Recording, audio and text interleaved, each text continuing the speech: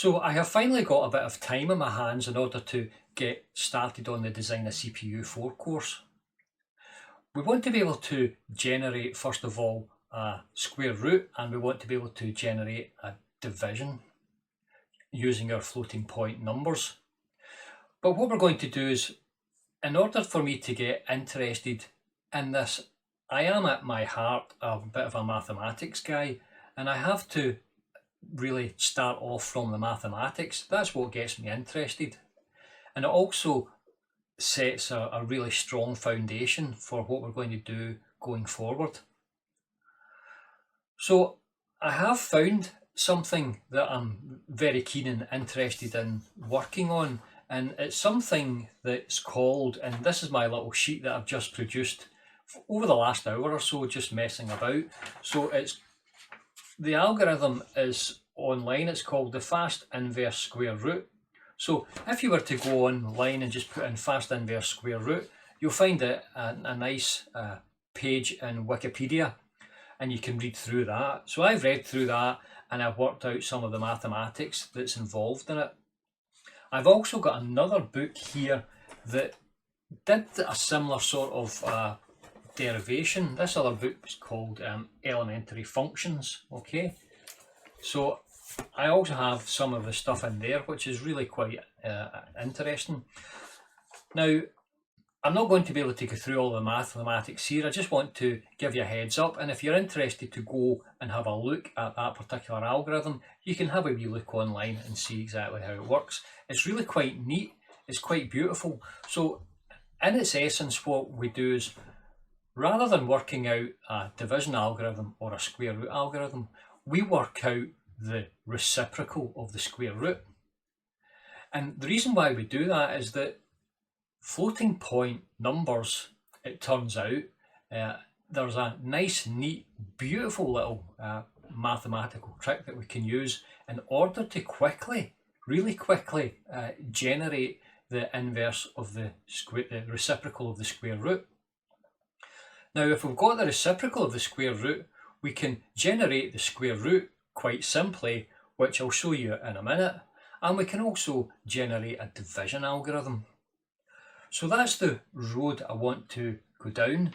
Another thing that this algorithm is going to give us is a potential or opportunity to not only build the algorithm in terms of in hardware, but also to actually write the code in software. Because what we're going to do is we're going to, in essence, use the Newton Raphson method. And we've seen the Newton Raphson's method. We've generated it already in their assembly language course.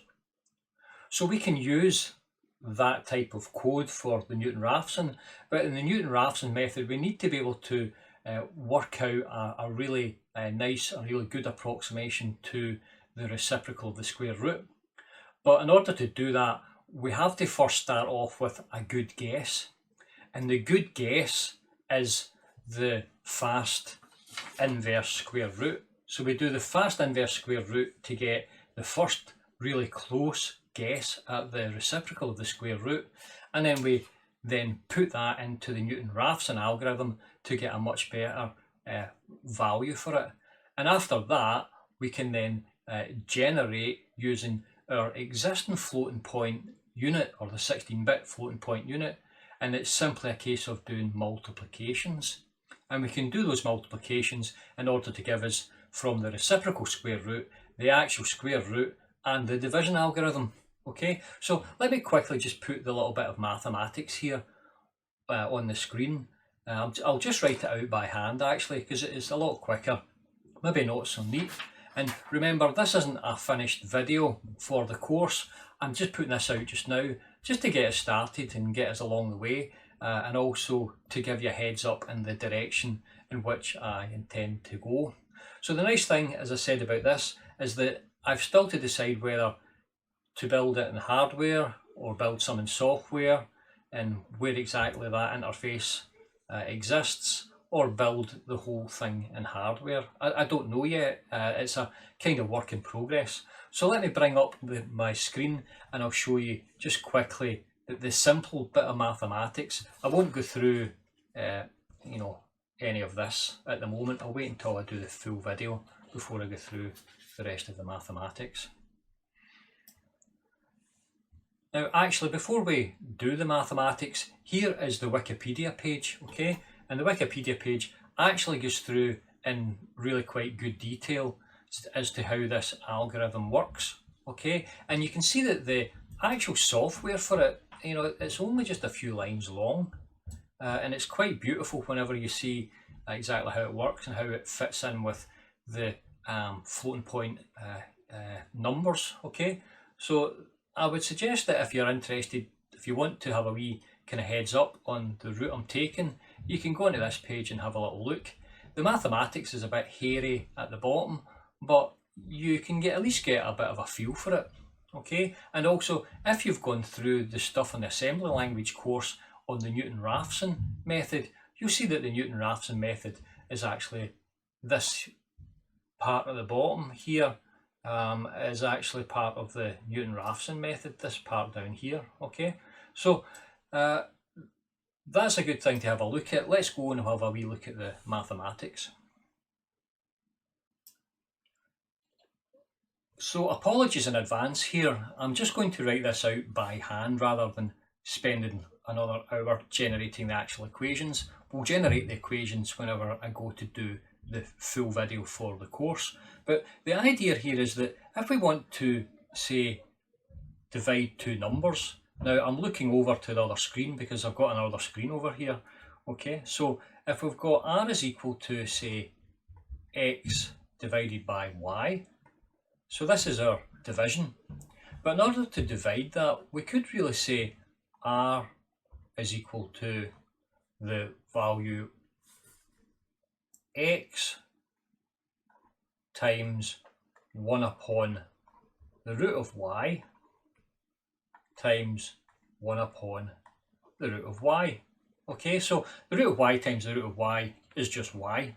Okay, so if we can generate this thing here, 1 upon the root of y, and we can generate it really accurately using our fast inverse square root, then we can also use the multiplication algorithm, which we have already built in. It's a hardware build in our 16-bit floating point unit, and we can do the multiplication here with this one. So we generate this approximation first of all using the fast inverse square root, and this gives us a very good initial approximation. And we take this initial approximation and we run it through the Newton Raphson method another couple of times to get an even more accurate value for the 1 upon root y. And once we've got the accuracy that we require, we can then just put the whole thing into the multiplication unit in our floating point. So it's a 16-bit floating point multiplication unit, which we have already got built. So the secret is just to generate this and generate it as quickly as we possibly can. So that's the basic idea. So if we can do that, then it means that first of all we can work out that value there for x upon x divided by y, but then we can also work out the reciprocal of this here as well, because if we were to want to work out root y, then our root y is just equal to the value of our y times 1 upon root y. Okay, so it means that if we know the reciprocal of this root y, we can do the division algorithm here, the division algorithm here, and we can also work out the root y from it. Now you can see here that this is true, because if we were to write this y here as root y times root y, so that just gives us y, and if we divide that by the root y, that cancels with that, and you can see that this whole thing is in fact what we're looking for, which is the value of root y. Okay, so that's the simple bit of mathematics. I mean, it's basic kind of high school mathematics, but the actual interesting stuff, the really interesting stuff and the beautiful stuff is how the whole thing maps into the idea of our floating point numbers, and it's really looking at logarithms and log to the base 2 functions, and it all fits in beautifully, and I'm quite keen and interested to get it all down in detail and then pass all that detail on to you. So give me a wee second and I'll bring my full screen back up here, okay, so you can see me properly.